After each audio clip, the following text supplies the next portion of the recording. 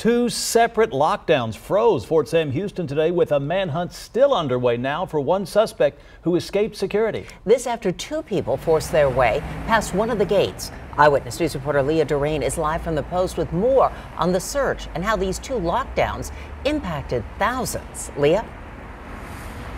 Well, the first lockdown was triggered at 4 a.m. The final one was lifted at about 10:30 this morning.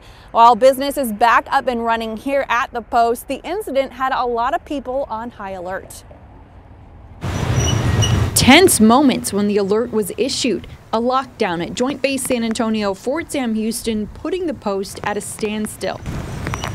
Authorities say two people illegally drove past the Schofield gate at 4 in the morning. With security close behind, the pair ditched the car and ran. One was found, the other prompted hours of search. A homeowner who lives just outside the post says he can imagine what people living at Fort Sam Houston were experiencing.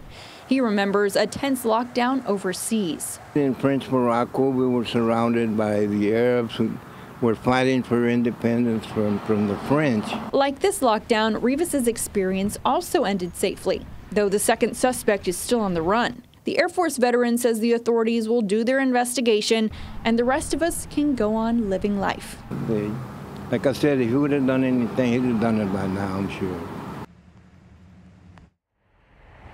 Now, the start of school was impacted for Fort Sam Houston ISD students. Mid-morning, the district put out a plan to get those students to class once that lockdown was lifted.